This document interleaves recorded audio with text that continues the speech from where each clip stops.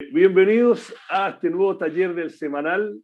Bienvenidos a todos los que son ya parte de la comunidad del semanal, que tenemos newsletter, talleres. Tenemos hoy día un invitado, no sé si es de lujo, una persona que ya lo conozco hace varios años, un economista que se atrevió hace tiempo a pensar distinto, que es parte del Frente Amplio, cercano a Gabriel Boric. Ha venido mucho antes de que estuvieran cercanos o como uno de los favoritos a ser el próximo presidente de Chile, advocando que el modelo económico chileno tenía que cambiar. Yo no estoy tomando partido, sino que quiero destacar que ha sido una persona que nos ha desafiado a que todos pensemos diferente o que por lo menos salgamos un poco del esquema que estábamos acostumbrados. Así que Nicolás Grau, economista, doctorado en la Universidad de Pensilvania, ahora profesor, padre, militante. Muchas gracias, Nico, por estar acá. Antes de pasarle la palabra, quiero contar un poco el formato para los que son nuevos a los talleres. Primero, gracias. Se inscribieron ustedes, hay casi 800 personas, algunos lo van a ver por YouTube, otros están acá en vivo, y los que se inscribieron pero no pudieron participar por algún motivo hoy, les llega esta grabación mañana junto al material. También quiero dar gracias a Bantrust, que gracias a ellos también es posible este taller. Bueno, y gracias a la gente del mostrador que está en Chile y que me ayuda en la producción. El formato.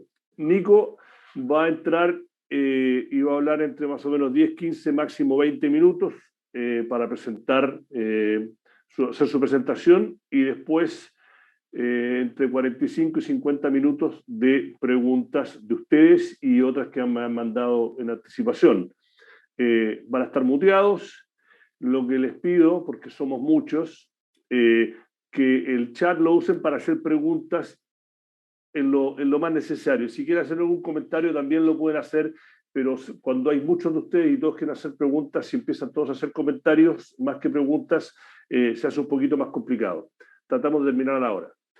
Bueno, estamos no solo escribiendo una nueva constitución, sino que estamos a puertas de una nueva elección presidencial, y uno de los candidatos, iba a decir Gabriel Boric, es uno de los que, al menos en las encuestas, se ve como uno de los que con alta chance de llegar a la moneda. El Frente Amplio surgió, despertó de la mano del movimiento estudiantil y la Marcha de los Pingüinos, y en 12 años se ha logrado instalar como una alternativa a las tradicionales fuerzas políticas, y de llegar al poder y de ser próximo presidente de Chile, tendría un modelo, un esquema económico probablemente lo más diferente que ha tenido Chile en los últimos 30 y 35 años. Puede ser para mejor, puede ser para peor, pero por eso está Nicolás Grau, que nos va a explicar un poco cuáles los pensamientos detrás, cuáles son lo que piensa el Frente Amplio sobre el desarrollo económico chileno, y está acá también después para responder algunas de sus preguntas. Nico, todo tuyo esta primera parte. Bueno, muchas gracias, Iván, por la invitación, y muchas gracias a todas y todos las presentes. Voy a compartir una presentación que tengo preparada, y voy a tratar de hacerla 17 minutos, 18 minutos. Puede ser que algunas cosas me salte, ahí veremos, y después otras me podrán servir para las preguntas. Lo dijo Iván, pero igual quiero hacer esa aclaración. Yo en la actualidad, por razones más bien personales, no tengo un rol de vocería programática o algo así. Puedo responder cosas del programa, discutir cosas, no tengo ningún problema porque lo apoyo con entusiasmo, pero quiero decir esa aclaración desde el principio, pero sí creo que puedo dar una muy buena idea de cuáles son las visiones generales económicas del Frente Amplio y también las particulares que estamos presentando en esta vuelta. El plan para la presentación que tengo es el siguiente. Primero, voy a compartir con ustedes un diagnóstico. Enfatizo ahí que es de largo plazo porque obviamente hay una situación pandémica que requiere una serie de políticas económicas de reactivación o también de abordar desigualdades que se están generando, que no van a estar en mi presentación. No tengo ningún problema de discutirlas en las preguntas, pero este va a ser un diagnóstico más bien de mediano a largo plazo. voy a hablar algo del camino que nosotros tenemos en nuestra cabeza y voy a centrarme en algo que es crucial del camino, que es la crisis climática como eje articulador de una nueva estrategia de desarrollo. Voy a decir algo al respecto. Como ustedes imaginarán, yo no soy una persona experta en crisis climática, pero sí tengo una visión bastante clara respecto a cómo la crisis climática debe hacernos repensar la estrategia de desarrollo. Tengo que decir también algo muy importante de antemano. En esta presentación yo voy a enfatizar una visión crítica y voy a enfatizar los cambios que queremos hacer, pero eso en ningún caso significa que yo piense que todo está mal, o que haya que cambiar todas las cosas. Chile es un país que tiene condiciones justamente para hacer transformaciones y ese es un punto de partida favorable, pero yo por un tema simplemente de hacer más interesante la presentación voy a enfatizar las críticas y los cambios que queremos proponer. Tampoco tengo ningún problema de discutir en la parte de las preguntas cuáles son las cosas que yo veo positivas y que creo que hay que mantener. Entonces partamos con el diagnóstico. Voy a tratar de hacer un diagnóstico que a mi juicio, ustedes podrán discutir eso, es un diagnóstico basado en hechos, en datos, y que dan la idea de un cierto estancamiento político, económico y social del país. Y que por tanto eso no implica de allí que nuestro programa, nuestra visión de largo plazo sea la correcta, pero sí yo creo que implica en cierta medida que hay que hacer cambios, importantes en Chile, que es un momento de discutir temas estructurales y que esa discusión puede derivar en visiones más conservadoras, más transformadoras, en fin, pero creo que por lo menos sería muy bueno tener un diagnóstico lo más común posible. Y por eso creo que la primera parte de esta presentación es más datos, entre comillas, y la segunda parte es más opinión, lo que nosotros creemos que se puede hacer para solucionar esa situación actual. Lo primero es que yo diría Chile ha avanzado mucho, sobre todo en términos de ingreso, pero no somos los mejores de América Latina. Aquí voy a hacer un primer punto para el debate. Claro, si ustedes ven el gráfico de la izquierda, que está acá, esta es la comparación de ingresos en paridad de poder de compra entre Chile y Uruguay, entre el 2006 y el 2018. Entonces, Chile va por arriba, Uruguay va por abajo, en los promedios. Ahora, si uno lo que hace es decir, mira, olvidémonos por un momento para efecto del análisis del 10% más rico de los dos países y comparemos la evolución de los ingresos de estos dos países para el 90% de la población. Este es el ingreso promedio del 90% más pobre, entre comillas, pero en realidad es el grueso de la población. Allí el ranking se invierte.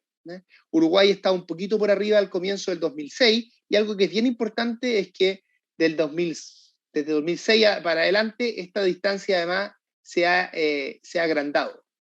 Y esto es bien importante para nosotros porque nuestro programa tiene mucho, no es exactamente igual, porque hay muchas razones para que no sea igual, pero tiene harto de lo que empujó el Frente Amplio en Uruguay, que es un gobierno que partió en la mitad más o menos el 2005.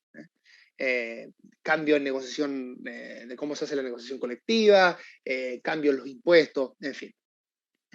Entonces, este gráfico yo creo que es el que debiera importarnos para ver cuál es el nivel de ingreso del país, porque no, digamos, una cosa es el promedio que tiene al 1% más rico, al 5% más rico, y otra cosa es el promedio que tiene al grueso de la población. Y en eso Uruguay está mejor que Chile. Ahora, Chile igual está mejor que el grueso del otro. Probablemente no lo he visto esto para todos los países, pero probablemente está mejor que los otros países. Habría que compararlo con Argentina, pero yo creo que igual estaríamos mejor que Argentina en este gráfico, pero no estamos mejor que Uruguay. Aquí tengo que decir los créditos de este gráfico que está hecho a partir de esta base de datos que es pública, que han empujado Piketty autores, y este gráfico en particular lo hizo el economista chileno que actualmente estudia su doctorado en Berkeley, Cristóbal Otero. El segundo dato que quiero decir es que la productividad está estancada en Chile. Como ustedes sabrán, la productividad tiene que ver con cuán eficientes somos en utilizar los recursos, ¿no es cierto? La productividad es, a grosso modo, uno toma el capital que tiene un país, la cantidad de trabajadores y trabajadoras que tiene un país y que están digamos, participando en la actividad y trata de ver el producto y el residuo de eso, es decir, la parte que no está explicada por capital y trabajo, es lo que llamamos productividad. Es cuán bien hacemos las cosas con los factores de producción que tenemos. Y hay bastante acuerdo en el mundo de la economía que para tener crecimiento y desarrollo de largo plazo, uno necesita expandir la productividad. Y la productividad no está bien en Chile, está estancada más o menos del 2010 en adelante, y también había bajado su ritmo desde el 2000 en adelante. O sea, Chile tuvo un aumento de productividad fuerte, digamos, desde finales de la dictadura hasta comienzos de los 2000, y de ahí en adelante está estancada. Esto es datos del Banco, esto es un gráfico que saqué del Banco Central. Entonces, no es solo que hay un problema de distribución, sino que además el crecimiento de la torta está relativamente, no está bastante estancada. No es que no haya crecimiento en Chile, porque están creciendo los factores, lo que está estancado es la productividad. Un tercer dato es que esto tiene muchos ángulos para poder verse, pero en Chile hay el grueso de la población enfrenta una serie de incertidumbres que no debiera enfrentar dado nuestro nivel de desarrollo. Incertidumbre respecto a la calidad de la atención de salud que va a tener, incertidumbre respecto a sus pensiones futuras, incertidumbre respecto a su inestabilidad laboral, incertidumbre respecto a la calidad de educación que van a recibir sus hijas y sus hijos. En fin, o sea, tenemos una población que está expuesta a una serie de shocks económicos y no hay una articulación de seguridad social razonable que le dé tranquilidad a estas personas respecto a esta serie de shocks. Si uno tuviera que resumir esto en una frase, uno diría que en Chile no hay un estado de bienestar, no hay una seguridad social real, y aquí puse una serie de cosas que ustedes pueden ver. Hay unos estudios bien interesantes de Prieto el último tiempo que trata de cuantificar esto. Tal vez como el dato más sorprendente que uno puede traer es este que tengo acá, de un estudio más del ámbito de la salud, que lo que hace es ver la esperanza de vida y compara la esperanza de vida entre el percentil 90 y el percentil 10 de creo que 7 grandes ciudades de América Latina: Buenos Aires, Belo Horizonte, San José, Costa Rica, Ciudad de México, Ciudad de Panamá y Santiago de Chile. Y Santiago es el país la capital, perdón, o la ciudad que tiene mayor diferencia entre estos dos percentiles, en particular en las mujeres. En las mujeres ellos encuentran 17 años de diferencia en esperanza de vida entre el percentil 90 y el percentil 10. Esto da cuenta de como dos países, ¿cierto?, que viven en el mismo país. Pero más allá de la desigualdad, yo creo que este es un problema clave, entre otras cosas, para entender el estallido social, ¿cierto? Hay una parte importante del país, el grueso del país, que no tiene una vida segura, que no tiene certezas en su vida. Normalmente en economía se habla solo de la certeza de los mercados, se habla muy poco de las certezas del grueso de la población. Hay muchas formas de ver esto, y yo diría que uno debiera concordar de que ese es un problema importante. Un cuarto dato es que no solo hay un tema de desigualdad de ingresos, sino que hay desigualdad de poder. Porque esto es una de las cosas que pensamos la gente de izquierda, en particular la gente que provenimos de la tradición más socialista. Nosotros siempre hemos pensado que la desigualdad de ingresos, y sobre todo la desigualdad de riqueza, se traslada a desigualdad política. Y hay una serie de mecanismos legales e ilegales, de facto o legales también, que permiten que eso sea el caso. Y la tabla que para mí grafica esto de manera más fuerte es esta tabla que saqué de un informe del PNUD, ya tiene unos 8 años esta tabla. Lo voy a decir muy rápido porque no tengo tanto tiempo, pero aquí lo que hicieron en el PNUD es que le preguntaron a distintas élites. Entonces, una es la élite política, grandes empresarios, la élite económica, grandes empresarios, en fin, la élite social, dirigentes sociales, estudiantiles, del mundo sindical, y la ciudadanía. Y le hicieron preguntas en una serie de temas. Yo acá solo traigo uno de los temas en particular, que es la preferencia, porque el Estado se haga cargo de diversos temas, y compararon lo que opinaba la élite política, la élite económica y la ciudadanía. Una encuesta representativa de la ciudadanía. Y lo que muestra esta encuesta es que la élite económica piensa algo muy distinto a lo que piensa la ciudadanía. Básicamente, la élite económica piensa que el Estado no debe tener un rol en ningún área. La ciudadanía, en cambio, yo encuentro bien interesante este gráfico, porque este gráfico muestra que la ciudadanía es mucho más,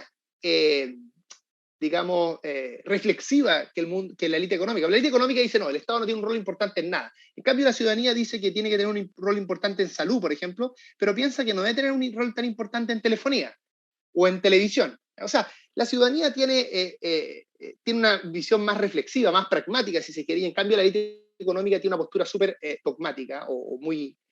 Y yo diría, otras cosas que se pueden aprender acá que son importantes, es que la élite política es básicamente una combinación lineal de la ciudadanía y el económico, y está más cercano al económico que la ciudadanía. O sea, algo pasaba en nuestra democracia, que la élite política no era porosa a lo que era la opinión de la ciudadanía, ¿no es cierto? Y yo creo que esta tabla es muy importante para entender el estallido social, ¿no es cierto? Porque si uno junta esta tabla con la anterior, con los datos anteriores uno se hace la idea, bueno, en Chile no hay una cobertura de derechos sociales, hay una serie el grueso de la población tiene mucha incertidumbre, más allá que en los promedios no estemos para nada mal, de hecho bastante bien, y al mismo tiempo uno ve esta tabla y dice, bueno, no hay expectativas de que el sistema político resuelva en favor del grueso de la ciudadanía. Entonces uno de esa manera puede, diríamos los economistas, puede racionalizar la crisis, ¿cierto? Se puede racionalizar en el sentido de que el grueso de la población le gustaría que existiesen cambios, pero identifica que el sistema político en su cauce normal no es capaz de entregar esa transformación. Y el último dato, antes de irme a las propuestas, en que voy a hacer la propuesta, no tengo tanto tiempo para desarrollarla, entonces voy a tratar de darles como un relato de cuál es nuestra visión de estrategia de desarrollo, es la crisis climática. Este es un tema insoslayable, del que en general en el mundo de la economía somos bastante ignorantes, incluyéndome, pero por lo menos en mi caso, que he tratado el último tiempo de aprender de este tema y entender cómo la crisis climática va a afectar de manera crucial nuestra estrategia de desarrollo. Ya no es posible tener un capítulo que hable de la estrategia del desarrollo, si uno piensa en un programa, y otro capítulo que hable de crisis climática. Estas dos cosas, la crisis climática, y eso es lo que voy a tratar de convencerlo en la segunda parte de la presentación, tiene que ser el eje articulador de la estrategia de desarrollo. Y esto no siempre el mundo de izquierda hemos pensado así, yo diría principalmente por ignorancia antes. Si ustedes ven, por ejemplo, el programa del 2017 de Beatriz Sánchez, en el que yo tuve un rol mucho más preponderante en el de ahora, así que ahora voy a hacer una autocrítica. Nosotros teníamos lo que les comentaba antes, teníamos un capítulo sobre estrategia de desarrollo y teníamos un capítulo, en cambio, sobre crisis climática. Estas dos cosas deben dejar de estar separadas. ¿Y por qué deben dejar de estar separadas? Por dos razones, que son lo que ilustran estos gráficos. En el gráfico de la izquierda, que son sacados del último informe del IPCC, el gráfico de la izquierda muestra que el aumento de la temperatura está básicamente explicado por la acción humana, del 1 grado que hemos aumentado hasta ahora respecto al comienzo de la revolución industrial. Y lo segundo, el gráfico de la derecha, es que el impacto, esto lo que muestra es el cambio en precipitación respecto al comienzo, o sea, a la segunda parte del siglo XIX. Este cambio en la precipitación va a ser heterogéneo dependiendo de la zona geográfica. A nosotros nos va a tocar sequía, pero va a haber otros lugares que le va a tocar exceso de lluvia. Es decir, la forma en la que impacta la crisis climática es muy heterogénea. Y no solo tiene que ver con la naturaleza, sino que también va a tener repercusiones económicas y sociales que voy a discutir más adelante. Entonces, voy a decir esto de manera muy breve, pero dicho este diagnóstico que tiene distintas dimensiones, yo voy a hablar un poquito de estrategia de desarrollo ahora. Entonces, antes de eso les tengo que decir de manera bien breve cómo entendemos nosotros una estrategia de desarrollo en el mundo del Frente Amplio, que yo diría que esto viene de lo que uno llamaría la tradición desarrollista en Chile y en América Latina y en otros países también. Nosotros entendemos el proceso de desarrollo económico como un proceso de generación de capacidades productivas colectivas. La capacidad de hacer cosas más complejas, la capacidad de integrar conocimiento a lo productivo, de mejorar las prácticas en la empresa, en fin, todo eso es un proceso. Este es el proceso de desarrollo, que somos capaces como sociedad de ser cada vez más productivos, de hacer cada vez cosas más complejas. Ese es siempre un problema colectivo. No se soluciona solo teniendo mejor educación. Si uno toma una persona con la misma educación que tiene en un país desarrollado y lo pone en un país no desarrollado, como no existe ese ecosistema de mayor productividad, esa persona no va a tener la productividad de otros lugares. Y por tanto, en ese contexto, abordar grandes desafíos, ponerse grandes metas. Aquí voy a parafrasear un poco a la economista Mariana Mazzucato, que yo creo que es una de las que más ha empujado este tema en el último tiempo. Ponerse misiones, grandes objetivos, puede ser una forma de empujar a la sociedad en proyectos país que nos permite desarrollar esas capacidades colectivas, que es lo que yo les voy a tratar de convencer hay que hacer ahora, sobre todo a propósito, como les comentaba antes, de la crisis climática. Y lo último que quiero decir, antes de las 2 o 3 diapositivas que tengo para terminar respecto a este cierto relato, es que es clave, ojalá pudiéramos tener una visión lo más compartida posible respecto a cómo construir una estrategia de largo plazo, una estrategia de desarrollo de largo plazo. ¿Por qué? Porque si uno no tiene esto, lo que pasa es que cada uno de los gobiernos va tratando de cambiar lo que hizo el gobierno anterior. Entonces yo esperaría que esta realidad, lo dramático que es la crisis climática, los dramáticos problemas que tenemos nosotros respecto a esta crisis social y política, y el estancamiento productivo que le describí antes, a todos y todas nos llevará ojalá a tener una visión lo más común posible respecto a cómo tener una estrategia de desarrollo que nos permita abordar todos estos problemas al mismo tiempo. Entonces, que ojalá tuviera una visión común, no solo en lo productivo, sino que también en lo social. Voy a decir de manera muy breve, aquí voy a decir casi una lista de supermercado de cosas que son importantes en esta visión y estrategia de desarrollo a largo plazo del Frente Amplio, y después voy a hablar de la crisis climática en los últimos 2 o 3 minutos que me quedan. Como les decía antes, yo creo que una estrategia de desarrollo, dada la situación actual, debe tener la crisis climática como punto de partida de la estrategia de desarrollo. Voy a hablar después, más adelante, a qué me refiero con ello. A su vez, necesitamos tener un desarrollo productivo, empujar la productividad, la innovación, porque esto es una forma de asegurar los derechos sociales en el largo plazo. No es posible, o sea, derechos sociales necesitan reformas tributarias, y nosotros creemos en eso. Chile necesita moverse en algo más parecido al promedio de la OCDE. Estamos en torno a 20 puntos, necesitamos movernos por lo menos a 30 puntos en un mediano plazo, del tamaño del Estado en el PIB. No hay forma de entregar derechos sociales si eso no se hace.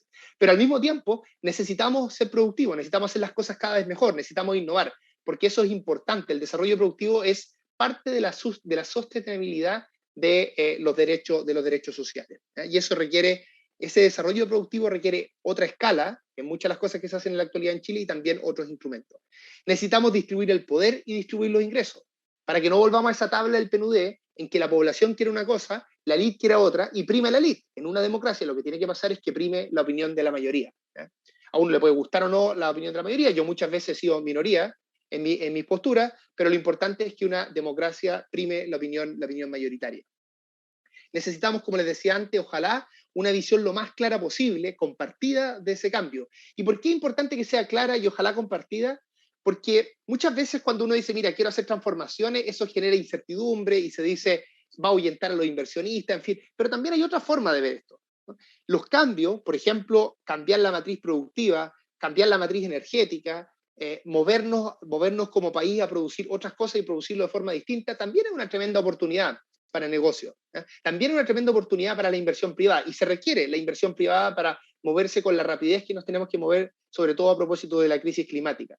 Entonces allí lo importante es que la sociedad y el Estado en particular logre entregar esa visión común que dé certeza justamente para esas inversiones, que dé certezas que permite movernos del estadio A al estadio B. Y esas certezas no hay otra institución, ¿no es cierto?, que la pueda dar a la escala que se requiere, sino el Estado y la sociedad en su conjunto. Entonces, ojalá tener una visión compartida hacia dónde nos tenemos que mover, por eso es tan importante tener un diagnóstico común. Aunque ese cambio sea importante, profundo, eso no necesariamente va a producir problemas en la inversión, sino que incluso nos puede mover a acelerar la inversión. El problema es cuando uno quiere hacer muchos cambios, los cambios son arbitrarios, hay una sensación de mucha incertidumbre todo el tiempo. Tenemos que dar certeza, pero las certezas tienen que ser certezas de un cambio. No podemos, por el diagnóstico que acabo de hacer antes, dar certezas de inmovilismo. Eso ya no funciona y es lo que nos llevó en parte al estallido.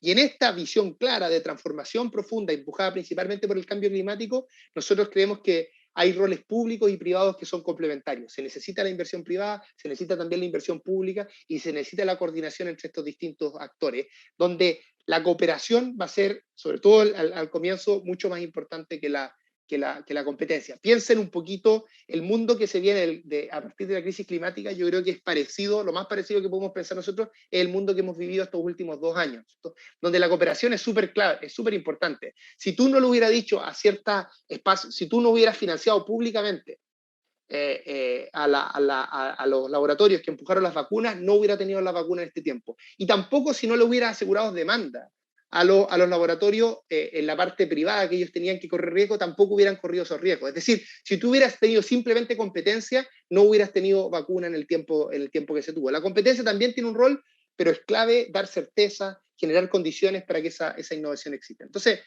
déjenme terminar, porque no sé cuántos minutos me quedan, pero denme unos 3 minutos para decir cómo yo creo que la crisis climática tiene que ser el eje articulador de la estrategia del desarrollo. Yo me imagino acá lo siguiente. Voy a darles como una imagen de cómo esto me lo imagino y después, tal vez en la parte de preguntas, podemos discutir detalles, en fin. Yo creo que para tener una estrategia de desarrollo compartida, lo más compartida posible, y que tenga como punto de partida la crisis climática, lo que nosotros necesitamos como sociedad, después le puedo decir cómo podemos contestar estas preguntas, es responder básicamente dos preguntas, por lo menos. La primera es, ¿cómo se verán afectadas en Chile las labores productivas y reproductivas debido a la crisis climática? Necesitamos tener una idea de en 10, 20, 30 años más, cómo eso va a pasar. Esto va desde cosas naturales, como por ejemplo, vamos a tener menos precipitaciones y entonces va a haber áreas secas donde no se va a poder hacer lo mismo que se hacía antes, cuando tenían más lluvia. Y también tiene que ver incluso con cuestiones que no solo son de naturaleza, sino que son sociopolíticas. Por ejemplo, piensen en lo que pasó con las paltas en Chile a partir de las protestas. En algún momento pasó que los productores de palta chilenos tuvieron problemas para vender sus paltas en Europa, porque en Europa empezaron a saber que esas producciones de palta se hacían sobre la base del despojo de agua de la gente que vivía en esos lugares, por ejemplo, Petrorca. Eso yo creo que va a pasar multiplicado por 10, por 100 a futuro. Puede pasar perfectamente que nadie nos compre nuestros productos si nuestros productos no tienen una huella de carbono razonable. Entonces, esto de anticipar cómo la crisis climática nos va a afectar en términos de naturaleza y en términos digamos, geopolíticos, es clave para nuestra estrategia de desarrollo. Y lo segundo es que debemos contestar la pregunta de cómo debe cambiar nuestra forma de producir para cumplir con nuestra parte en la lucha contra la crisis climática. Aquí el caso más simple, la descarbonización, ¿no es cierto? Nosotros tenemos que cumplir con el Acuerdo de París, incluso ir más allá y lograr que efectivamente seamos neutral en términos de carbono al 2050 y ir lo más rápido posible en esa dirección. Termino diciendo cómo contestar estas preguntas, después podemos hablar un poquito en la parte de preguntas, de cómo contestar estas dos preguntas pueden ayudar a esta estrategia de desarrollo.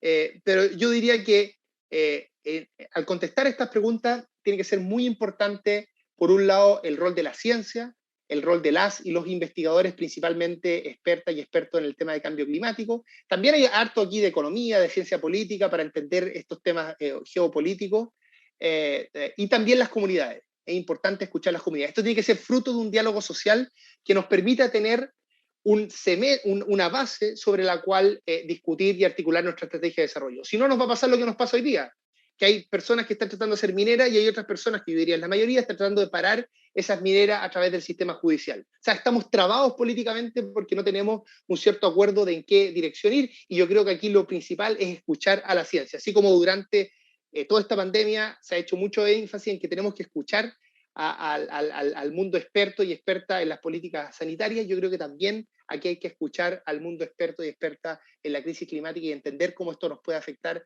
y cómo esto es un pie forzado para nuestra estrategia. Paro acá porque me quedan un par de diapositivas para discutir cómo esto podría articular la política industrial y una nueva estrategia de desarrollo, pero creo que espero que se hayan hecho una idea de cuál es nuestra visión de largo plazo, por lo menos a nivel de titulares, y que eso nos permita tener una conversación en los minutos que nos quedan.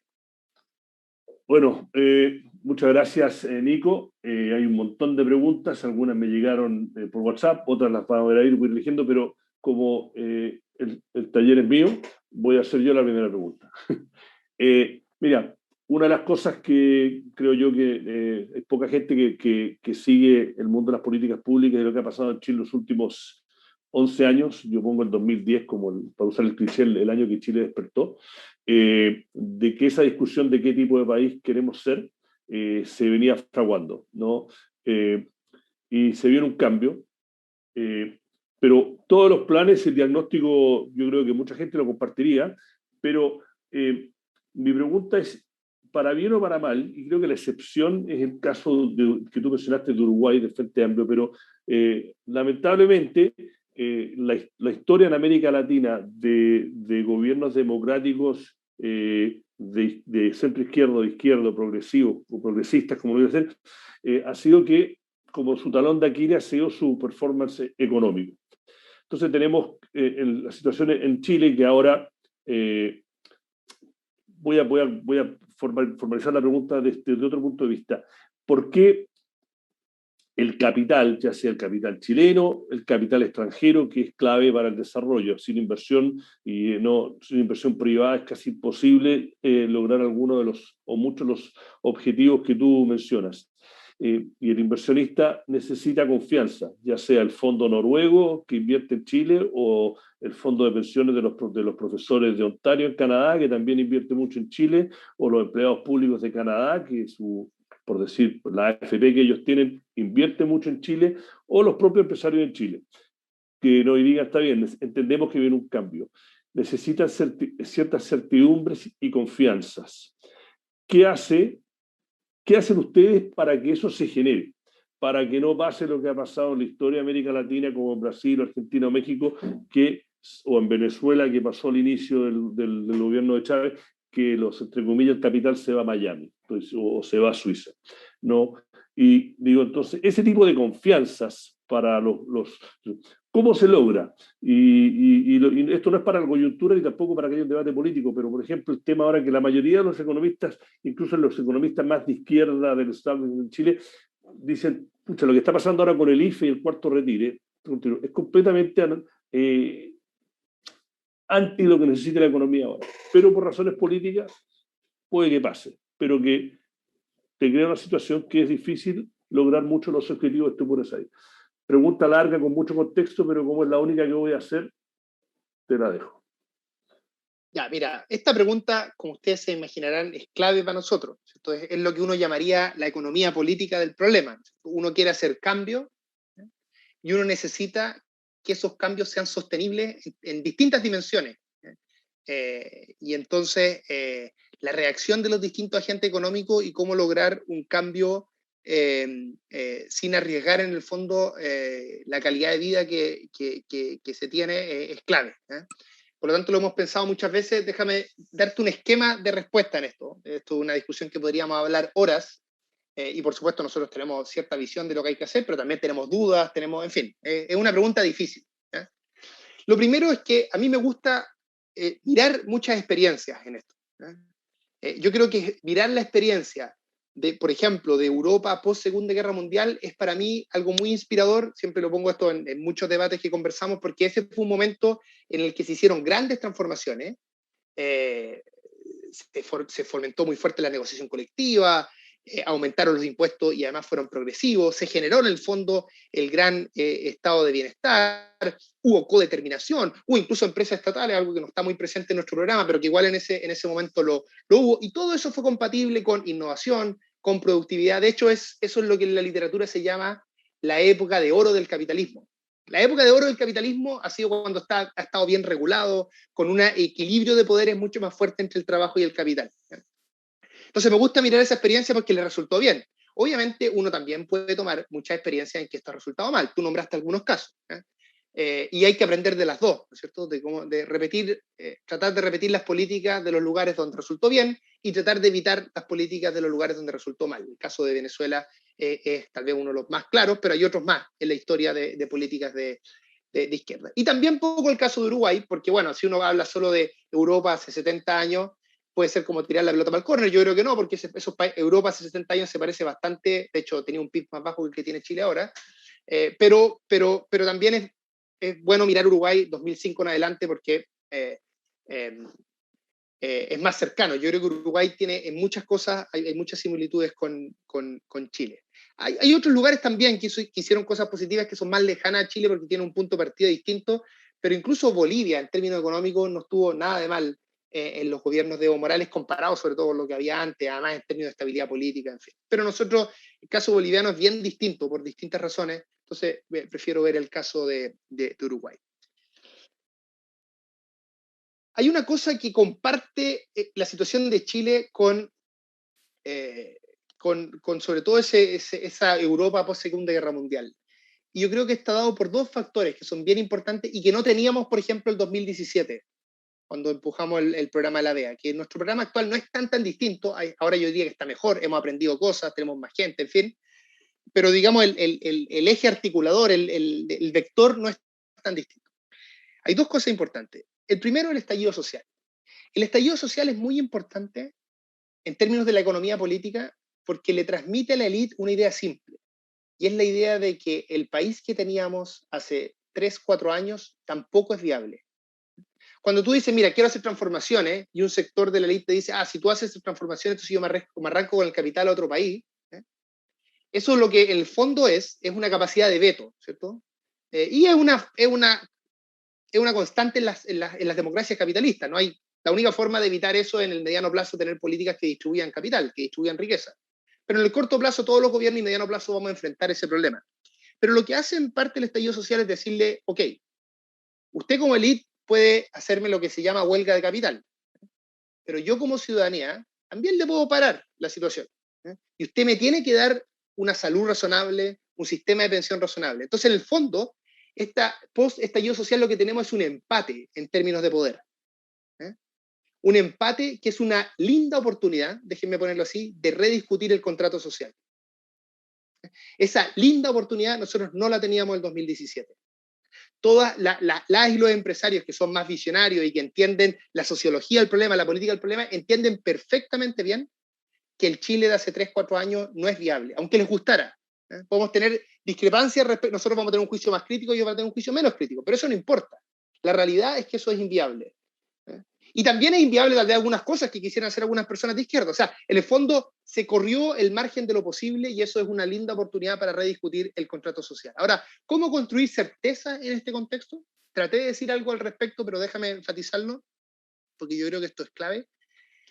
Yo creo que es posible hacer transformaciones importantes y aún así tener certezas.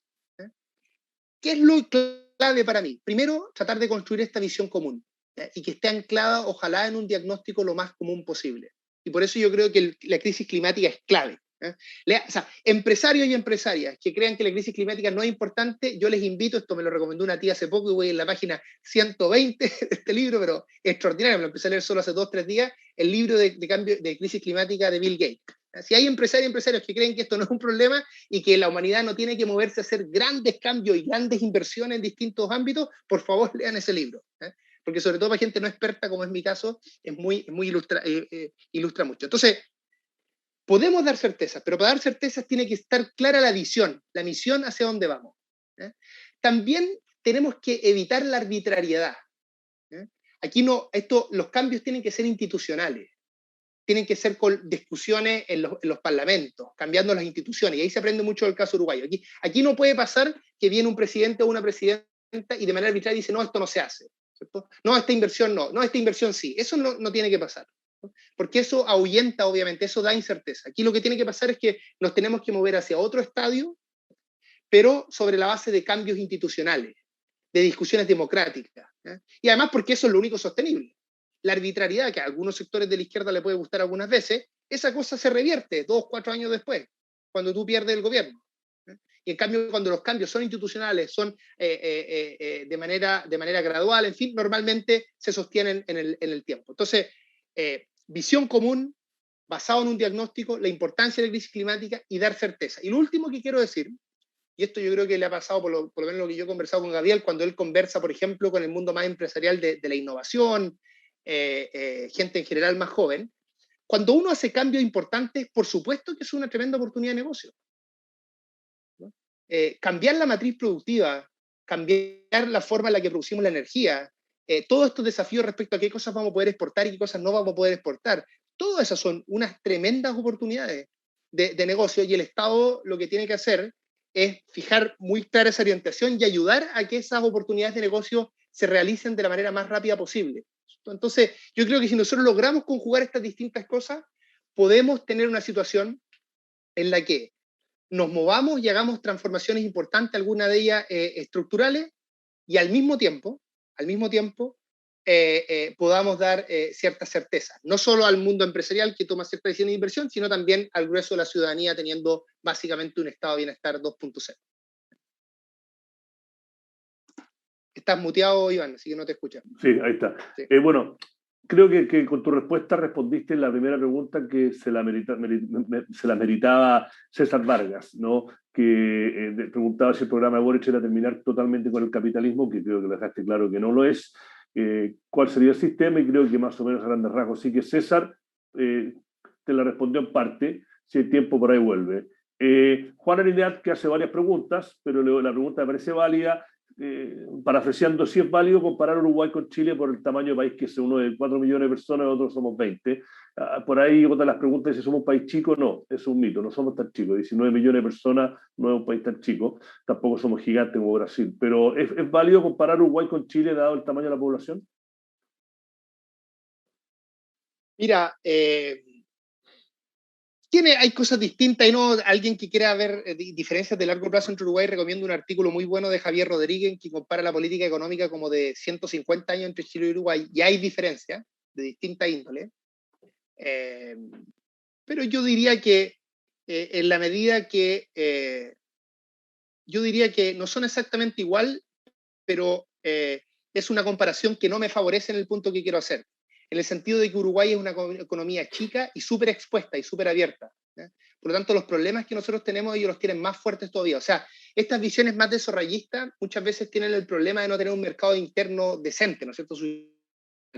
Y Uruguay también tiene ese problema. Entonces, yo acepto que puede haber algunas que no es exactamente lo mismo, pero tengo la impresión de que las diferencias me juegan en contra de mi punto y no a mi favor.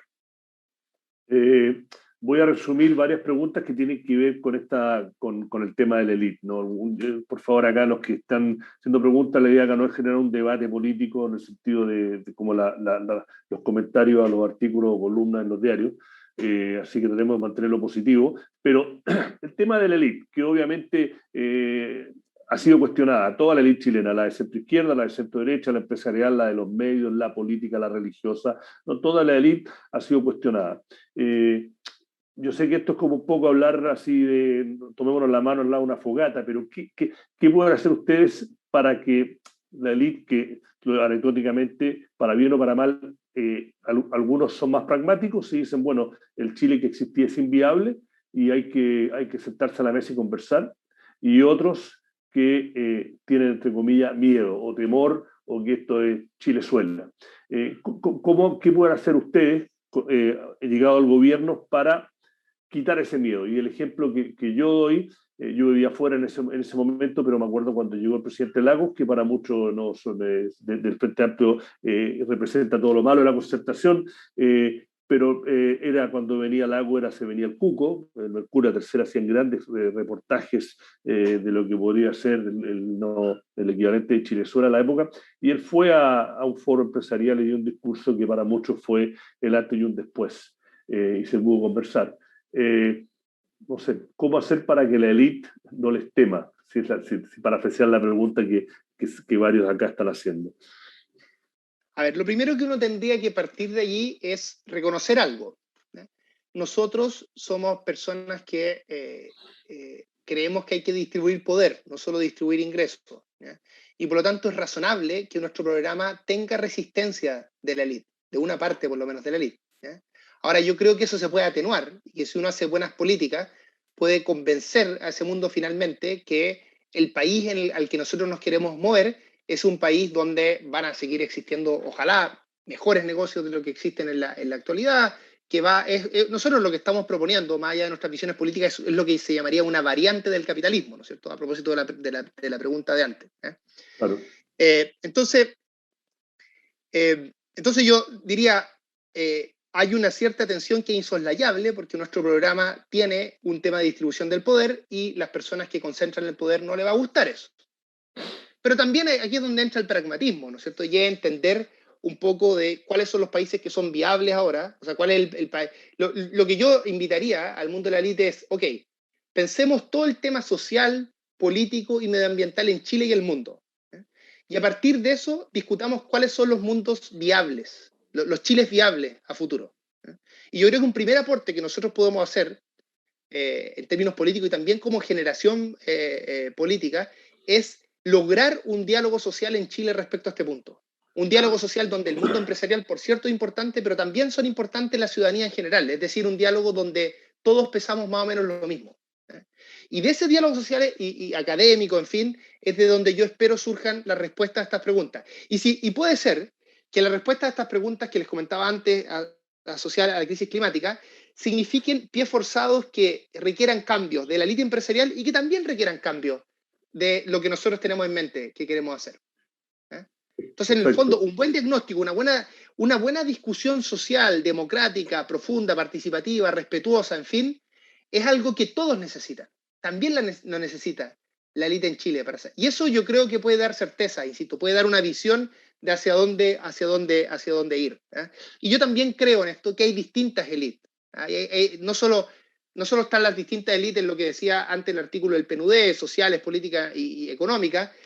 Por ejemplo, yo soy parte de una élite, yo soy profesor universitario, tengo un excelente sueldo, yo además, si el Estado funciona mal, bien, no importa tanto porque puedo eventualmente acceder a servicios privados. Entonces, en ese sentido, soy una élite. Ahora, no soy una élite en el sentido de que yo no tengo decisiones de inversión, al final si a mí no me gusta un gobierno, yo no puedo hacer tambalear un gobierno de ninguna manera, ¿cierto? Entonces, hay distintos tipos de élite. Y también al interior de la élite empresarial, que es una élite que tiene especial poder, yo también creo que en el fondo, déjame decirlo de esta manera, cada estrategia de desarrollo genera sus propias élites. Y nosotros, el mundo de izquierda, también nos tenemos que hacer esa pregunta. ¿Cuál es la élite que nosotros queremos construir? Y a mí me interesa democratizar las élites. A mí me interesa superar los problemas que existen en Chile en los que el grueso de los directores de empresas son de 5 colegios. Es un problema serio para el país. Me interesa una élite lo más innovadora posible. Me interesa una élite que cuando esté pensando un negocio no esté pensando que su ventaja comparativa va a estar en pagar bajos salarios, sino que esté pensando que su ventaja comparativa va a estar en cómo ajusta los procesos, en cómo hace una innovación interesante, en cómo... Y yo creo que uno puede hacer buenas políticas para generar también esa élite a futuro. Entonces está una mezcla de vivir con las élites que tenemos y también y tener una propuesta pragmática para eso, donde también tenga su espacio, tengan un espacio en ese diálogo social y también construir una apuesta de desarrollo que genere una élite distinta a futuro también. Y por eso yo creo, honestamente, que el programa de Gabriel genera más reticencia en un mundo empresarial digamos, etariamente de más edad, y en cambio en un mundo empresarial más joven incluso genera entusiasmo. Creo que es posible esa heterogeneidad. Perfecto. Pregunta de Gabriel. ¿A qué te refieres con el cambio de matriz productiva? Me imagino que relacionado un poco lo que tú te referiste a Mazzucato. ¿Y qué plazo estamos hablando? Actualmente, antes de que se cambie la Constitución, el periodo presidencial es de 4 años. Y hacer todo este tipo de reformas en 4 años se ve complicado, dado como es la historia política de Chile. A ver, yo creo que la respuesta a esa pregunta hay que separarla en dos cosas. Yo diría que todos los cambios en la forma de producir que están asociados a la crisis climática son urgentes. Ahí de nuevo recomiendo leer el informe del IPCC y los distintos libros que hay. Yo leí una serie de libros el último tiempo de este tema y artículos para justamente salir de mi ignorancia al respecto, y es súper claro que hasta el escenario más optimista, todo es urgente. Y las cosas que nosotros exportamos, lo que les decía antes, las cosas que nosotros exportamos, hay que ver cuántas de ellas las vamos a poder seguir exportando, bajo qué condiciones, y ese es un tema de ahora, en 10, 15 años más, algunas de esas cosas, ¿no es cierto? Por lo tanto, son puras cosas urgentes, es un pie forzado. Y hay otra parte, que incluso nosotros la empujaríamos, aun cuando no existiera la crisis climática, que tiene que ver con la idea de avanzar hacia, hay distintas formas de llamar esto, complejidad, más valor agregado, distintos productos que tienen más innovación en su interior, ¿no es cierto? Que eso en general, la gracia que tiene es que terminan pagando mejores salarios, muchas veces son menos contaminantes, están asociados más a la innovación, y la innovación suele ser más pro igualdad, en el sentido de que no concentra tanto los derechos de propiedad como se concentra, por ejemplo, una industria forestal, por decir entonces, el cambio en la matriz productiva tiene que ver con mayor complejidad, con mayor valor agregado, mayor conocimiento, y también tiene que ver con que eso eventualmente va a hacer que nuestra sociedad sea más igualitaria, no solo post-impuestos, sino también pre-impuestos. Aquí el caso como más paradigmático es Corea del Sur. Corea del Sur tiene un estado de bienestar bien pobre, la verdad, incluso más pobre que Chile, pero el Gini de Corea del Sur es bajo 0.4, pre-impuestos. O sea, en el fondo, lo que hacen los países del estado de bienestar, Alemania, por decir algo, es llegar al mismo Gini post-impuesto de Corea, pero Corea lo hace pre-impuesto. y lo que hace el Estado de Corea es básicamente neutro, muy parecido a lo que sucede en Chile. El problema que tenemos en Chile es que es la peor de las combinaciones, porque tenemos un Gini preimpuesto muy malo y tenemos un Gini postimpuesto que es muy parecido al de preimpuesto, porque hay muy poca progresividad del sistema tributario. Entonces, también es importante entender que el cambio en la matriz productiva nos puede ayudar a tener una mejor distribución de ingresos. Entonces, cuando me decía la gradualidad, yo diría, en términos generales, yo creo que en estas cosas es súper difícil ir rápido. Tiene toda la razón la persona que hizo la pregunta, y hay muchas políticas que son de largo plazo, y esa es una de las cosas que dificulta que los gobiernos las hagan. En general, los gobiernos de izquierda de América Latina no han hecho este tipo de políticas, porque con estas políticas no se ganan elecciones. Es muy difícil, es la verdad, ¿no es cierto? Y también, bueno, ¿para qué decir la derecha? Puede ser que ni siquiera creen algunas de estas cosas, pero es difícil hacer estas cosas, porque en el fondo los frutos de estas transformaciones se van a vivir en plazos que no tienen que ver con el ciclo político, pero nosotros tenemos una convicción profunda de que hay que moverse en esta dirección. Ahora, eso es una parte, pero la otra, insisto, es la crisis climática, y mi impresión de la crisis climática es que todo es urgente, todo es para ayer. Entonces yo tengo bastante incertidumbre de cómo, en mi matriz tradicional, yo diría todas estas cosas sí, se demoran mucho tiempo.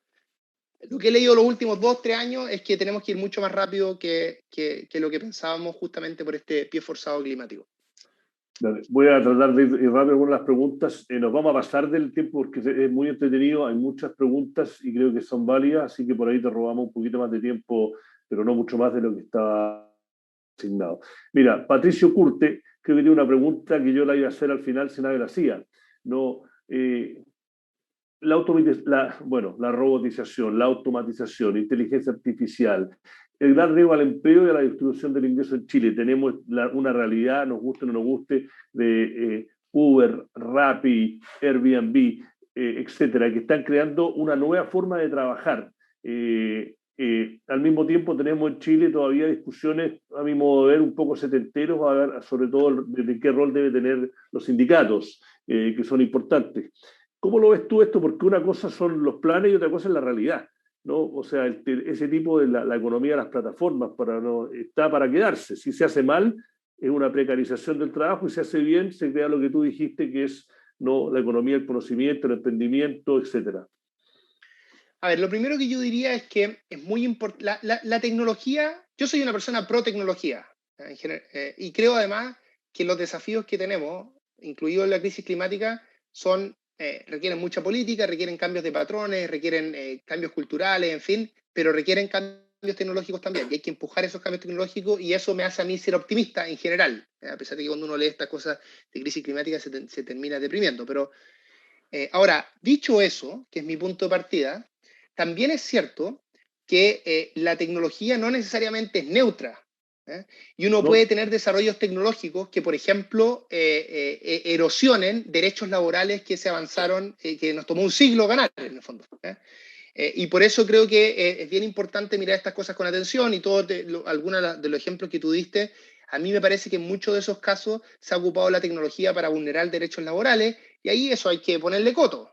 Eso hay que ser creativos y creativas para efectos de que esas mejoras tecnológicas y esas innovaciones tecnológicas no impliquen vulnerar derechos laborales.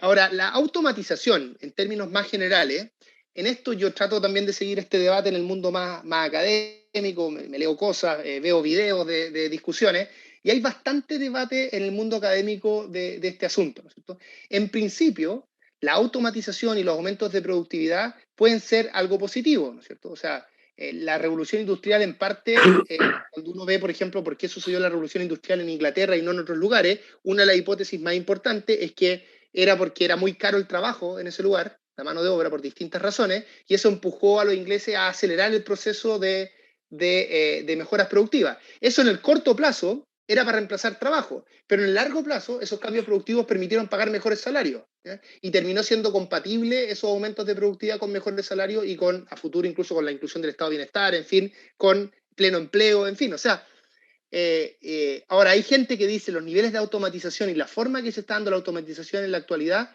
no es compatible con buenos salarios y simplemente va a generar una tensión. Yo no tengo una postura clara al respecto, pero tengo muy claro que esto es un espacio de disputa, y por eso es tan importante que exista, ojalá, la mayor democracia posible en estas decisiones de inversión. Por eso es tan importante, creo yo, que los directorios de las empresas también estén y los trabajadores, y en algunos directorios de la empresa estén comunidades. O sea, en el fondo las grandes empresas afectan tanto en positivo y negativamente la vida de las personas que hay que mirarlas más como pequeños estados que como espacios privados donde simplemente los accionistas hacen lo que quieren, ¿cierto? La idea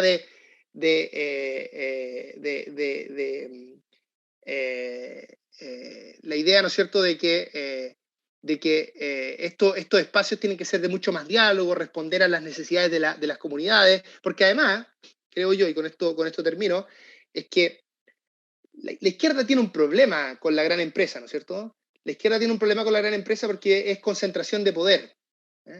Y a veces las decisiones de innovación pueden ser basadas en lo que quieren simplemente las personas que son dueñas de esa empresa. Aquí como un caso que yo siempre pongo, que es como anécdota pero que creo que no es menor, hace como un año leí una innovación de cómo estaban haciendo wateres, WC, en las empresas con un ángulo distinto. Y esto era básicamente para que las personas no estuvieran tanto en el baño y fueran más productivas. Es un ejemplo de innovación solo al servicio de las personas que tienen, digamos, de los dueños del capital de ese lugar. Pero uno también puede hacer innovaciones que son win-win o que son productivas para ambos lados. Y por eso es tan importante que en las discusiones de esas innovaciones estén presentes todos los intereses de la sociedad. Y entonces la direccionalidad de esas innovaciones va a estar centrada en el bien común, en generar mejores trabajos y no necesariamente destruir trabajos para ahorrar. Entonces creo que yo soy optimista, creo que esto todavía está abierto, hay bastante discusión en el mundo académico respecto a la automatización, pero el hecho que yo sea optimista no significa que hay que ser naive y entonces pensar que el cambio tecnológico es una cosa totalmente exógena que va en ninguna dirección y entender que el cambio tecnológico también es un espacio de disputa y donde tiene que colarse la democracia en el fondo. Perfecto. Rodrigo, voy a saltarme algunas que creo que más o menos has respondido de alguna forma. Fabián Acuña, el sistema económico actual a nivel global promueve y valora la velocidad, el crecimiento acelerado y exponencial. ¿Cuál es la visión sobre esto y cómo se relaciona con la sustentabilidad? Creo que lo tocaste, pero acá es una pregunta más al callo. A ver, lo primero que yo diría es que aquí hay un debate en el mundo de la izquierda, y no solo en el mundo de la izquierda, yo diría que este es un debate que puede ser bastante transversal. Yo no soy de las personas que cree en lo que la literatura llama el decrecimiento, que en el fondo la única forma de enfrentar la crisis climática sea con un decrecimiento. De hecho, creo que lo más parecido a la estrategia de crecimiento es lo que hemos tenido los últimos 2 años, en que el PIB mundial, sobre todo el año pasado, bajó bastante y en cambio la crisis climática mejoró un poquitito, no es que la crisis en general, pero las emisiones de gases de efecto invernadero mejoró un poquitito, pero no al nivel que se requiere, ¿no es cierto? O sea, nosotros no necesitamos reducir 5%, como fue lo que sucedió, sino que necesitamos ser carbono neutrales el 2050.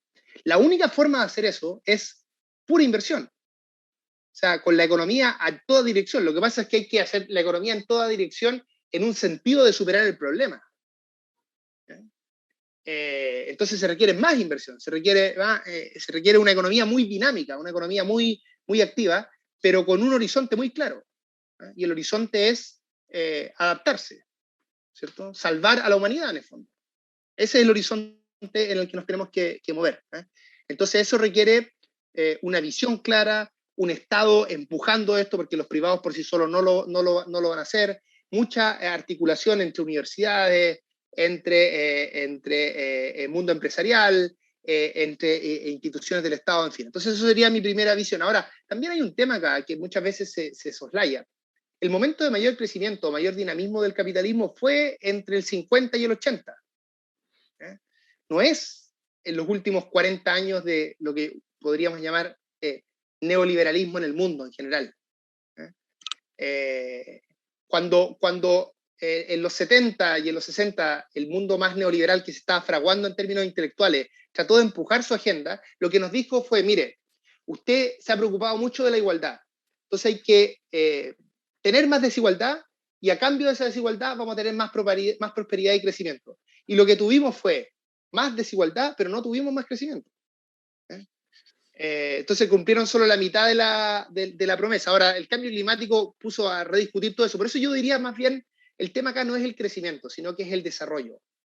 Uno necesita aumentar la productividad, necesita producir nuevas tecnologías, necesita generar innovación. Todas esas cosas se necesitan. Después, si eso se contabiliza o no en el PIB, a mí me parece menos relevante. Pero eso es lo que yo llamo, lo que yo entiendo desarrollo. Es lo que yo entiendo por desarrollo, ¿cierto? Pregunta sobre las pymes. El rol de las pymes, de los microempresarios en la estrategia de crecimiento frente a amplio. Como dentro del contexto que tú hablaste de distribución de poder e ingresos. Sí. Todo Mira, el mundo habla siempre de las pymes, en todos los países, sí. izquierda, derecha, todos aman a las pymes. Bueno, lo primero que yo diría, lo dije antes, pero quiero enfatizarlo. Muchas veces la izquierda habla de las pymes porque en el fondo no tiene un discurso para las empresas grandes. Y yo creo que nosotros debemos tener un discurso para las empresas grandes. Y el discurso para las empresas grandes es, las necesitamos, las empresas grandes son fuente de innovación, pero necesitamos más democracia también en las empresas grandes. Necesitamos las dos cosas. Eso es lo que es viable y compatible, yo diría, con la sociedad del futuro. Ahora, respecto a las pymes, yo diría dos cosas. Hay un tema que tiene que ver con lo económico y hay otro tema que tiene que ver con lo político. Déjame partir por lo político. Las pymes son claves para el Frente Amplio, para la economía política de su transformación. Si nosotros tenemos políticas de transformación profunda y tenemos a las pymes en contra, el gobierno del Frente Amplio, un eventual gobierno del Frente Amplio o cualquier gobierno de transformación no es viable políticamente y va a tener que recular, ¿no? O va a terminar mal. Entonces, la economía política nuestra requiere a las pymes, aunque nosotros no creyéramos en las pymes, aunque fuera por un tema simplemente pragmático, no es el caso, ¿eh? Pero aunque fuese así, pragmáticamente las necesitamos de nuestro lado. Si en el fondo nuestras políticas generan resistencia en una parte de la élite empresarial, que yo no creo que vaya a ser toda, pero en una parte de la élite empresarial, y esa parte de la élite empresarial logra convencer a las pymes de que todos los empresarios contra nosotros sin importar su tamaño, nosotros estamos fregados. Entonces esa es mi primera respuesta. En la economía política los necesitamos. Y la segunda respuesta es que además yo tengo un convencimiento de que son importantes.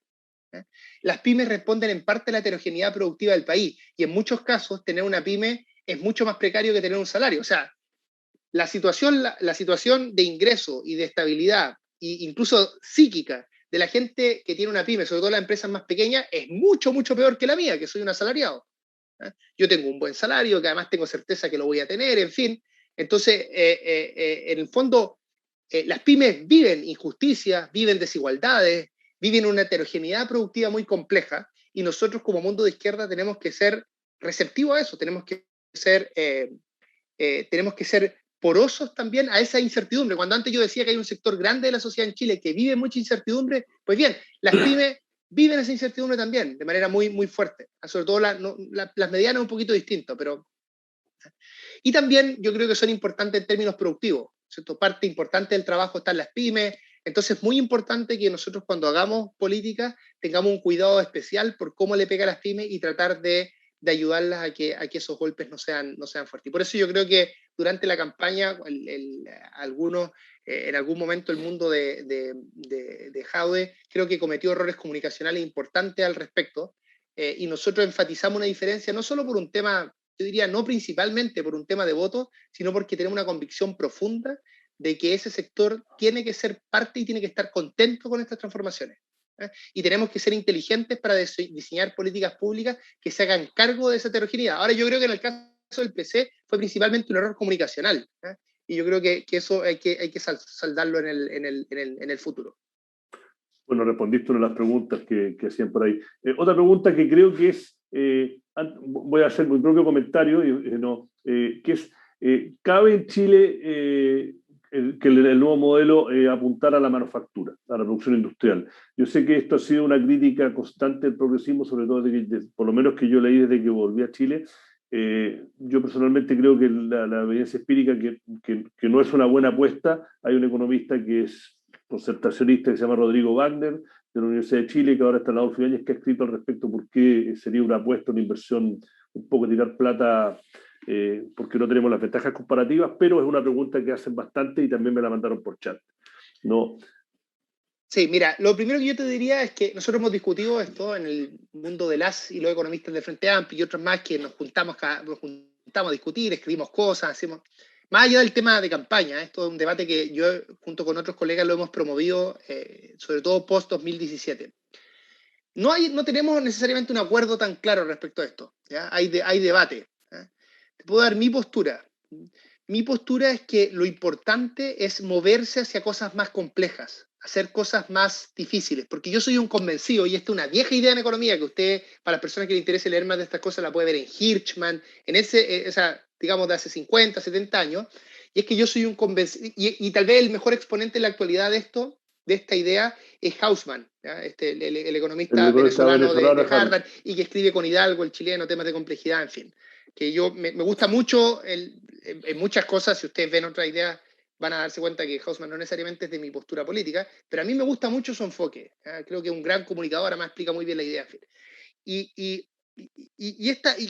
la idea que está detrás de esto es que uno se va moviendo hacia cosas más complejas, y por hacer cosas más complejas va aprendiendo, ¿cierto?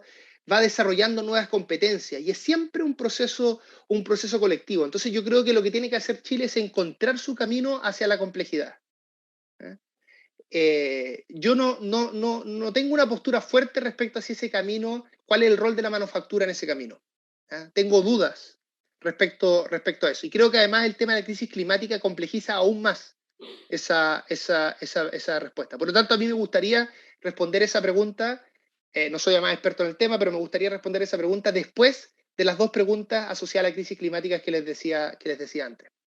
Bueno, yo, para un aviso, a fin de año, no sé si en octubre o noviembre, uno de los talleres, porque hacemos uno al mes, va a ser con el economista Rodrigo Wagner, que creo que es súper claro por qué a Chile al inicio no pudo, y que ahora no debería, que la apuesta de desarrollo debería ser, por otras partes, un poco más la economía y el conocimiento. Vamos un poco rápido. Creo que esta es una pregunta dado la coyuntura, aunque estos talleres tratan de no estar en la coyuntura de lo que pasa esta semana o este mes. Pero, ¿cuál es la posición que tiene respecto a los déficits fiscales, deudas? ¿Cuánto se puede tolerar? Endeudamiento es un tema que está muy en vanguardia por el tema del cuarto retiro, el tema del IFE, el tema de lo que se está gastando, etcétera, etcétera, etcétera. Voy a decir dos cosas al respecto. La primera es que tanto en el programa anterior, que lo hicimos de manera explícita y ahora también se ha dicho, pero digamos los cálculos se están construyendo, nosotros tenemos un compromiso con una política fiscal responsable de largo plazo.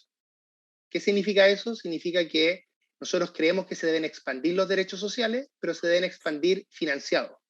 Y esa es la razón por la que, junto con decir vamos a expandir los derechos sociales, tanto en la campaña anterior como en esta campaña estamos proponiendo cambios tributarios para poder financiar esos derechos sociales. Después a uno le puede gustar o no esos cambios tributarios, ese es otro debate, pero por lo menos me tienen que comprar, ¿cierto?, que nosotros creemos en la responsabilidad fiscal de largo plazo. Ahora, responsabilidad fiscal no es sinónimo de Estado pequeño, ¿cierto? De hecho, en la actualidad en Chile yo diría que es lo contrario. Las propuestas de Piñera antes y de Sichel ahora son bastante irresponsables en términos fiscales a mi modo de ver, porque uno ve su programa y ve que hay expansión fiscal, tratan de responder a las distintas demandas sociales y no quieren aumentar los impuestos. Eso es simplemente irresponsable. Y además, déjame decir algo más, es poco responsable con la idea de gradualidad. Porque si con la tremenda demanda de derechos sociales que hay en Chile y con la distancia que tenemos de la OCDE, si uno se quiere mover al promedio de la OCDE o algo parecido, por decir algo, en 10 años, no puede hacer que en un gobierno en 4 años no haga nada. O sea, nosotros yo esperaría que la discusión fuese, no sé, la gente de derecha cree que hay que crecer 3 puntos del PIB, la gente izquierda creerá que son 8, no tengo idea. Ese debería ser el debate en Chile, pero es bien sorprendente e irresponsable a mi modo de ver que la derecha insista en que se puede tener un país que funcione con las demandas que hay sin esa responsabilidad fiscal. Entonces esa es mi primera respuesta. Ahora, la deuda hay que mirarla en distintas dimensiones, ¿no es cierto? La deuda en el contexto de la pandemia tenía que crecer. Era lo único razonable. Aquí habían dos caminos: o crecía la deuda del Estado o crecía la deuda de las personas, o simplemente la gente se nos moría de hambre. Y yo creo que lo razonable es que creciera la deuda del país. Nosotros además tenemos espacio para ello, seguimos teniendo una deuda baja comparado con el mundo. Aquí el tema importante es que si estas cosas son sostenibles o no en el tiempo. Nosotros perfectamente, todo lo que se está haciendo ahora es sostenible. Lo importante es que si creemos que tiene que haber un nuevo sistema de salud y ese nuevo sistema de salud cuesta un punto más del PIB, ese un punto más del PIB debe provenir en el mediano plazo de ingresos fiscales, ¿cierto? Entonces hay que distinguir entre los corto plazo y el mediano y largo plazo, donde el compromiso del Frente Amplio con una sanidad fiscal, yo diría en términos generales, es total, y yo diría que eso donde no está es en la derecha, en la actualidad. Bueno, como decía Keynes, a largo plazo estamos todos muertos, ¿no? Otra pregunta. El rol del mercado financiero. No, no. En el mercado financiero del mundo del que yo vengo antes de enamorarme del mundo del periodismo, pues mucho tiempo lo ven como que en el debate actual se ha convertido, entre comillas, en el diablo.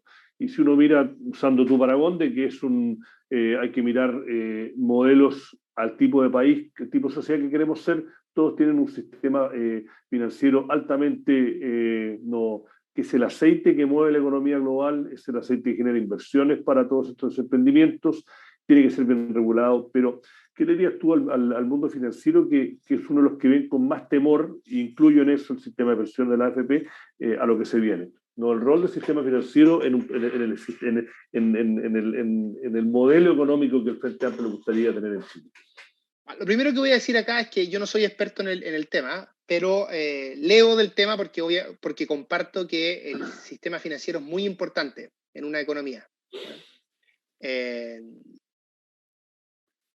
De hecho, si hay alguien de izquierda acá escuchando, que me imagino que va a haber unas cuantas personas en esa condición y que creen que no es importante, recomiendo, por ejemplo, los libros de Carlota Pérez, esta economista venezolana que ahora es profesora de UCL, sobre el rol del mundo financiero en las transformaciones al interior del capitalismo. Es alucinante ese libro de cómo el sistema financiero tiene un rol en las transformaciones o en los cambios de paradigma al interior del capitalismo.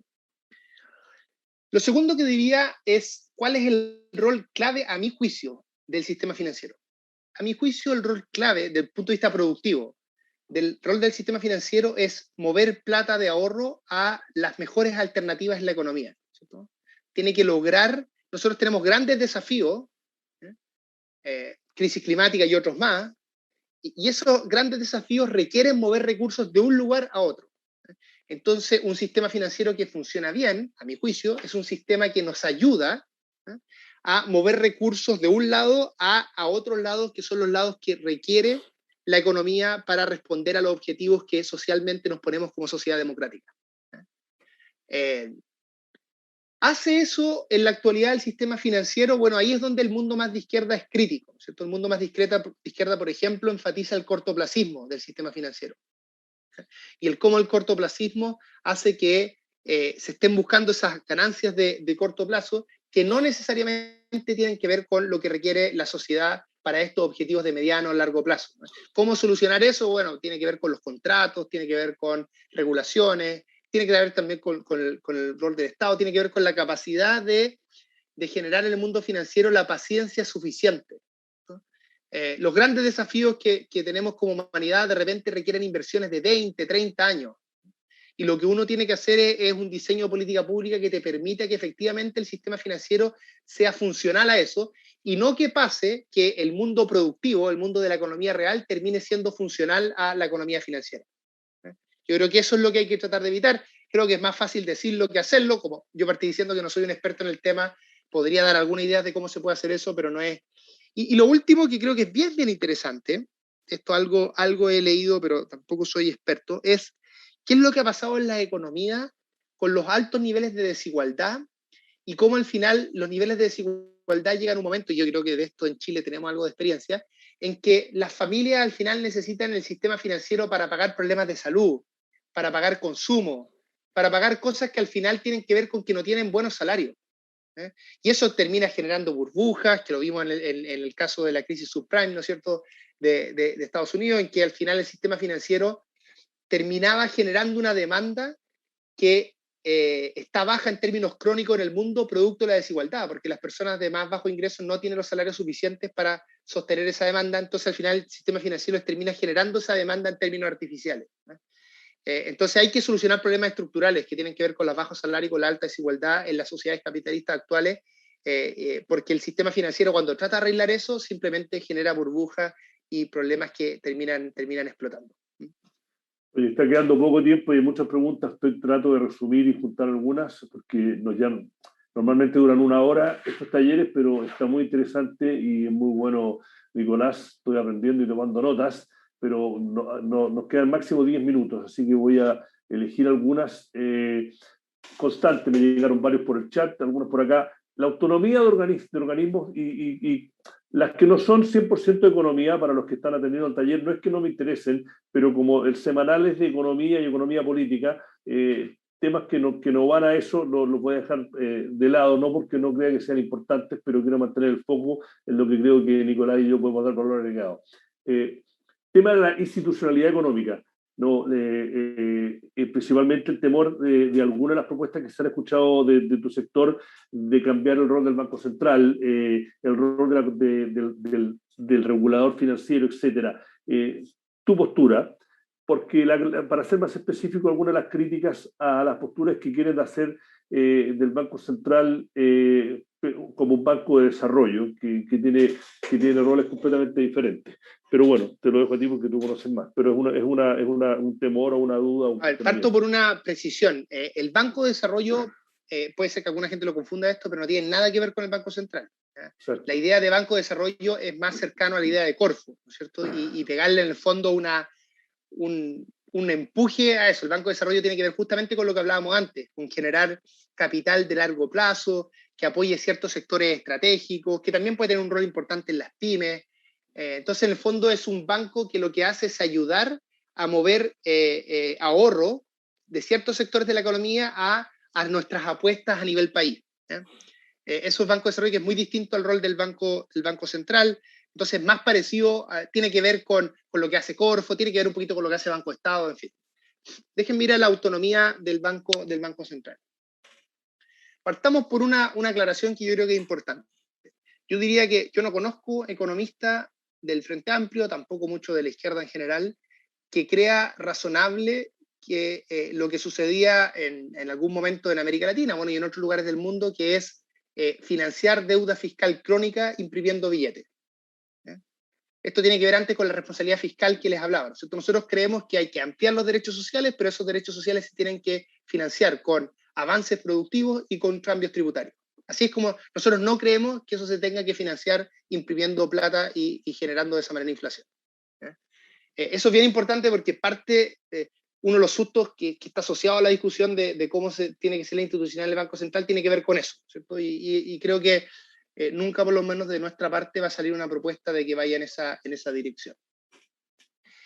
Hay razones que no tengo tiempo para discutir acá, que para tener cierta autonomía del Banco Central, yo creo que la discusión más interesante acá son dos. Primero, ¿cuáles tienen que ser los objetivos del Banco Central? Y segundo, cuáles son las cosas que tienen que depender del Banco Central y cuáles cosas, en cambio, tienen que depender de una discusión más democrática, ¿ya? Más sujeta a lo que podría ser un programa de gobierno. Respecto al objetivo, yo creo que el Banco Central debe ampliar su objetivo. ¿Ya? Su objetivo no solo debe ser inflación, sino que también debe ser empleo o cosas de ese tipo, ¿ya? Eso es cierto en el Banco Central estadounidense y es cierto en muchos otros bancos centrales. O sea, primero creo que hay una discusión importante que es un poquito ortogonal, es decir, distinta a la autonomía y que tiene que ver con el objetivo. Yo creo que no es razonable que un Banco Central solo vea temas de inflación. El Banco Central al final el tema de la actividad siempre lo ve en términos implícitos. Pero es razonable si como sociedad creemos que el Banco Central debe responder a más objetivos, es decir, la política monetaria debe responder a más objetivos que simplemente estabilizar la inflación, eso lo pongamos en la ley del Banco Central o lo que sea. Y lo segundo es que yo diría, ok, hay ciertas razones por las que la política monetaria uno la quiere lejos del ciclo económico, del ciclo político, perdón. Yo estoy de acuerdo con alguna de esas razones, pero también aquí se nos ha pasado un poco la mano en Chile en que lo que ha pasado al final es que en el Banco Central se toma una serie de decisiones que no necesariamente tienen que ver con por ejemplo, la inconsistencia temporal, que es la idea intertemporal, que es la idea que está detrás de la autonomía del Banco Central, y más bien tienen que ver con preferencias políticas. ¿Ya? Doy un ejemplo acá. El tipo de cambio. ¿Qué hacer con la estabilidad del tipo de cambio? El Banco Central, en los primeros 10 años de autonomía, tenía una estabilidad, o sea, una flexibilidad sucia, que se llama. Es decir, se permitía que el tipo de cambio se moviera entre ciertos valores, porque había una idea de que el tipo de cambio nominal tenía que ser estable, entre otras cosas, para generar certeza para los exportadores, en fin. Eso se cambió del 2000 en adelante. Y ahora hay libertad total. En general, el mundo más desarrollista piensa que el tipo de cambio debe ser relativamente estable y hay que atenuar un poco esas fluctuaciones de corto plazo para darle justamente certeza a las y los exportadores. Yo soy en parte de esa idea. Ahora, esa idea es discutible. Lo importante a mi juicio es que efectivamente se discuta democráticamente y se discutan los programas de gobierno. En otras palabras, creo discutible que las personas que se determinan que tienen autonomía en el Banco Central terminen decidiendo cosas que al final tienen que ver con nuestra estrategia productiva. Entonces, claro, la inflación, ok, yo estoy de acuerdo que la política monetaria, en fin, tenga cierta autonomía. Además, me gusta mucho la rigurosidad técnica, creo que eso es muy importante en el Estado en general, no solo las instituciones autónomas, pero, por ejemplo, creo que es discutible que el régimen de tipo de cambio que tengamos lo definan estos 5 consejeros. Eso me parece discutible, que es lo que ha pasado en Chile, a veces a mi favor, a veces en contra de mi postura, más allá de cuál es la postura que creo yo, creo que es discutible que la estrategia de desarrollo, los instrumentos para lograr esa estrategia de desarrollo se discutan democráticamente. Perfecto. Y voy a hacer la última pregunta. Lamentablemente les pido disculpas porque hay muchas preguntas, algunas las tocó, pero estoy buscándola porque me gustó y dije la voy a dejar para el último. Thomas Stark, lo elegí por lo vi antes. Y nuevamente es 1 hora y media, normalmente es 1 hora, pero llevamos 1 hora y media hablando, así que con esto vamos a cerrarlo, vamos a dejar que puedan ir a comer y estar con su familia y que, bueno, Nico vaya a preparar Yo su tengo que ir a acostar a mi hija, que Entonces, siempre es como a las perfecto. 9:10. Sí, Así esta es la que, última pregunta. Y bueno, ¿cómo le gustaría el Chile del mañana? ¿Con más brecha entre los ricos y los pobres, pero con mucho menos pobreza? ¿O con menos brecha entre los ricos y pobres, pero con más pobreza? Es una pregunta cargada, pero me parece interesante para cerrar. sí, yo creo que ese trade-off que diríamos los economistas, ese compromiso, no tiene por qué ser así. Para mí sería un fracaso si nosotros, producto de las políticas pro igualdad, tanto de ingresos y de poder, terminamos generando una situación en la economía en que aumente la pobreza, por ejemplo. Sería un tremendo fracaso. Yo creo que lo bueno es que podemos ver la experiencia internacional, y en la experiencia internacional está lleno de casos optimistas en los que se ha podido reducir la pobreza, se ha podido reducir la desigualdad, tanto de ingresos como de poder, y tener prosperidad económica. Y creo que lo que nosotros tenemos que hacer es sacarnos la mugre estudiando esa experiencia y haciendo nuestro mayor esfuerzo político por movernos en esa dirección. Ese creo que es la respuesta, que es una respuesta honesta en el sentido de que yo reconozco que hay riesgo en todas las cosas, ¿no es cierto? Cuando, por ejemplo, en la campaña pasada se decía que si ganaba la centroizquierda, en ese caso la segunda vuelta, iba a ser Chilezuela. Bueno, la verdad es que lo más parecido que hemos vivido a Venezuela en Chile es el gobierno de Piñera, en tanto en violación de derechos humanos, como también en las penurias que ha vivido la población en distintos momentos. Entonces, la verdad es que uno trata de hacer cosas y esas cosas pueden resultar o no resultar. Yo lo que puedo decir es que nuestra visión es una visión de prosperidad y de mayor igualdad, y creemos que esas cosas son compatibles y no es un acto de fe, ¿cierto? Si yo les viniera a decir acá, yo lo que quiero hacer es una sociedad socialista, que nosotros venimos de ese mundo ideológico y tenemos una crítica al capitalismo, en fin, que podríamos discutir en otro momento, yo diría, eso sería un poco irresponsable, porque la verdad es que no sabemos cómo hacer eso. No sabemos. Tal vez nos gustaría, pero no sabemos. Y uno no puede proponer en un programa de gobierno, ni a mediano plazo, ni llevar un país a hacer cosas que no tiene idea qué va a pasar. Lo que nosotros estamos proponiendo acá es básicamente un programa que en lo grueso es un programa que uno llamaría, en términos programáticos, un programa socialdemócrata. Y ese programa está aprobado, que funciona, que puede funcionar, por lo menos. No significa que siempre va a funcionar, uno lo puede hacer mal. O también se pueden hacer programas, digamos, conservadores, continuistas, como el de este gobierno, y hacerlo pésimo. Todo eso puede pasar. Pero nosotros creemos en un programa y estamos empujando un programa que ha funcionado en el mundo. Y será, bueno, si ganamos la elección o no, que alguna probabilidad hay de eso, tendremos que jugárnoslas porque eso funcione. Y también hay un parte de incertidumbre, yo diría, de lo nuevo, que está asociado principalmente a la crisis climática. La crisis climática no existía, o por lo menos no éramos conscientes al respecto, en 1950, cuando los países de Europa de la posguerra hicieron la mayoría de las políticas que nosotros queremos hacer ahora, con ciertos cambios, ¿no es cierto? Entonces también hay una parte nueva, incierta, pero eso es una incertidumbre que es insoslayable y cualquier proyecto político responsable la va a tener que enfrentar de alguna manera. Bueno, con eso empiezo a despedirnos. Muchas gracias, Nico. Le quiero decir que algunas conclusiones que saqué, que ojalá, no sé si las van a compartir. Uno, que Chile, como era antes del estallido social o antes de la pandemia, no es viable y que entonces de que tiene que cambiar, creo que el debate político lo refleja. Las posiciones incluso de la derecha creo que se están jugando en el centro. Así que creo que hay un consenso, ese consenso de que hay que hacer cambios. Nicolás también dice que es mejor hacer cambios con grandes acuerdos que han sido tan denostados porque esos perduran en el tiempo, porque implementar reformas radicales con 50+1 significa que en 4 o 5 años puede llegar otro gobierno y las cambia de nuevo, y eso no es bueno para el país porque no genera certidumbre. Lo que quieren es que haya certidumbre, se pueda planificar a largo plazo.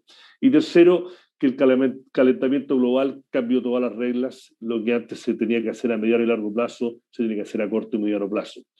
Hay mucho más, pero creo que son las 3 cosas que saqué. Le quiero dar una gran gracias a todos los que participaron. Los que no participaron y se inscribieron, les va a llegar esta grabación. A Nicolás por darnos 1 hora y media de su tiempo, a ustedes por darnos 1 hora y media de su tiempo y hacer tantas preguntas, a Van Trust, que es del sistema financiero, que hace posible algunos de estos talleres, y al equipo del Mostrador, que hace posible que yo haga estos talleres. Así que gracias a todos y les llegará mañana la grabación con algunos comentarios. Muchas gracias, que estén muy bien. No, muchas gracias a ti, gracias al resto de ustedes.